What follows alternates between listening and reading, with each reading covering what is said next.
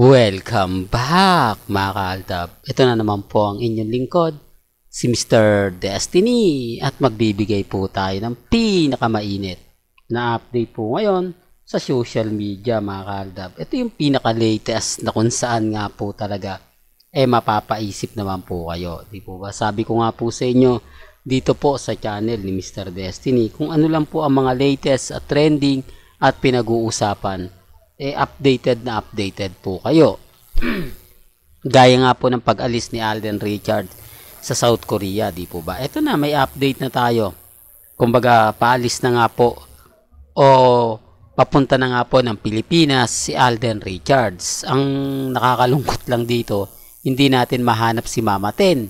Ito yung nakakatuwa, mga kaaldab, di po ba? Nakikita natin si Mama Ten sa kalagitnaan, pero kapag pauwi na, halatang hindi mo na siya makikita pa, no? Halatang may mga bagay-bagay po mga kaaldab na mapapaisip din kayo. Di po ba? Sinasabi ko lang po ito para klaro. Na may sariling lakad si Mama Ten. Sino nga po ba yung kasabay ni Mama Ten? Sino nga po ba sa palagay ninyo ang, di po ba? Real talk to ang kasama ni Mama Ten sa kanyang pag-uwi sa Pilipinas. Yan ang sinasabi ko mga kaaldab na mahirap nga po talagang ipaliwanag.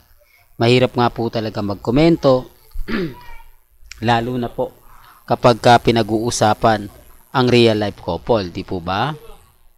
Sinasabi ko lang po ito para lang po sa kaalaman ng lahat, para lang po sa mga taong dumadaan at bumibisita po sa channel natin. Di po ba? Alam niyo sa totoo lang po, maraming nakakapansin, maraming nakakapuna, pero hindi naman po ito pinapansin ng mga Alden fanatics, mga Armin, mga main fanatics na kung saan nga po si Mama Ten. Ang maganda lang po sa mga kanila si Alden Richards. Hindi nila alam o ayaw po nilang alamin kung sino-sino nga po ba yung kasabay ni Mama Ten na uuwi ng Pilipinas, na hindi naman po natin nakita na may kasama si Mama Ten bukod po kay Alden Richards, di po ba? Pero kaya sinabi ko, wala pong pilitan. Kumbaga, may kanya-kanya tayong pananaw, may kanya-kanya tayong opinyon. Ang sa akin lang naman po, nagbibigay lang po ako ng update sa mga mamis, sa mga titas, at sa mga senior. Kaya nga po gustong-gusto nila yung channel natin. Kasi tayo lang naman po nagbibigay ng mga update na hindi masyado binibigay din po ng iba. Pag nag-post sila, kulang-kulang. Hindi nila sasabihin kung sino yung mga kasabay ni Alden.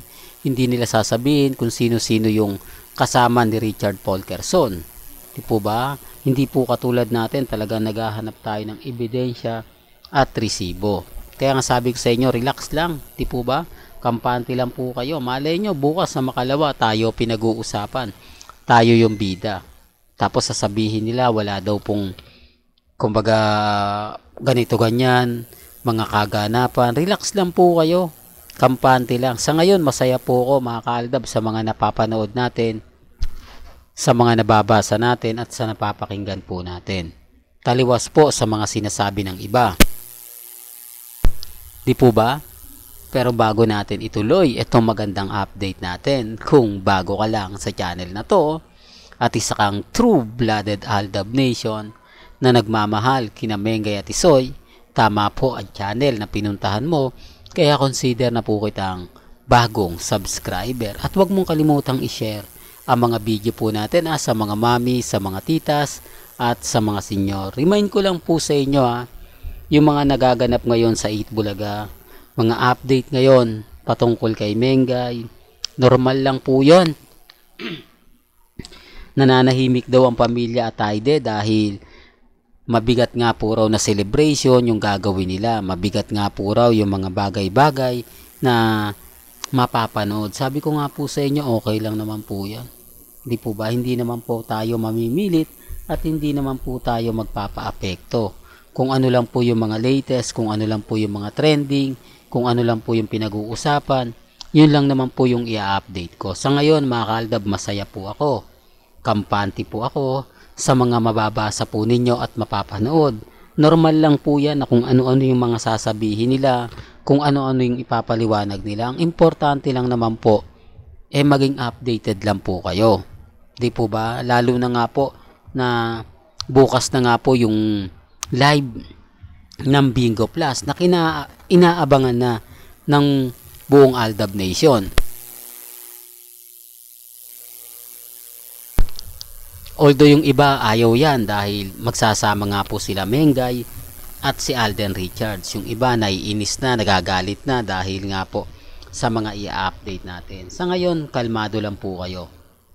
Sa ngayon, kumbaga relax lang po. Di po ba? Malay nyo mga Kaaldab na maya-maya lang magkaroon ng mga pagbabago. Di po ba? Gaya nga po ng sinabi natin, bilog po ang mundo. Malay nyo, bukas tayo naman po yung pinag-uusapan. Hindi man ngayon, hindi man sa makalawa, di po ba? Bastang importante lang naman po mga Kaaldab. Yung mga bagay-bagay po na masasabi natin na 101% tayong updated. 101% na dito po tayo sa totoo.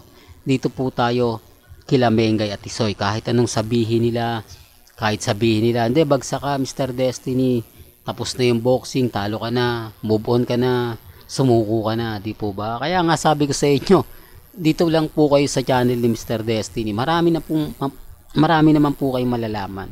Marami kayong update na makukuha, di po ba? Wag lang po kayo basta-basta maniniwala sa mga pahayag ng iba. Normal lang po yun na ang Aldab ibabas lagi nila. Normal lang po yun na tatawagin po akong kulto, paasa, hindi po ba, delulo. Sa totoo lang po, lagi ko itong sinasabi at hindi po ako magsasawa na lagi ko itong binabanggit. Wala po tayong makukuhang mga magagandang feedback sa mga 2022, 2023 at 2024 na mga baguhan po. Ang ibig kong sabihin, yung dumadaan sa channel natin. Kaya nga po sabi ko, kung true-blooded Aldab Nation ka, mas madali tayo magkakaintindihan. Mas madali tayo magkakaunawaan. Dahil yung mga nalalaman nyo po, maishishare nyo po sa akin. Di po ba? Kaya nga po may mga throwback video po akong pinapakita.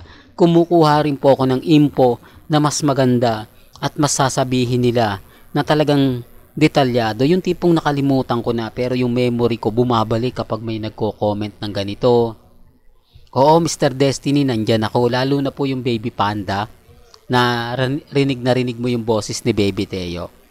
Sa Korea din po yun, kaya nga sabi ko sa inyo, nasa mga mamis, mga titas, mga senior din po yung mga update natin. Di po ba? Sila rin po kasi yung nagbibigay at sila rin naman po yung nagpapaliwanag para po sa channel ni Mr. Destiny. Kaya nga po natutuwa ako eh. Well, hanggang dito na lang po ang ating latest updates. Kaya kung gusto nyo pa po ng pinaka-latest at sariwang update, abay tumutok lang po kayo dito po sa channel ni Mr. Destiny para updated po kayo sa mga latest at sa mga bagong video po na ilalabas po natin maya-maya lang. Hanggang sa muli, salamat po sa panonood at pakikinig.